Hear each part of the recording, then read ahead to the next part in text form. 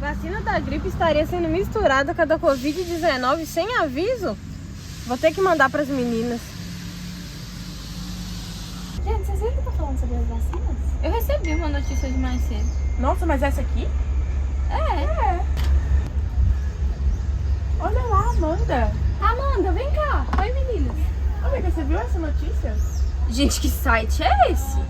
Será que essas notícias são confiáveis? Cuidado com a fake news, hein?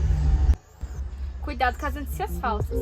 Verifique se a fonte é confiável. Não espalhe desinformação.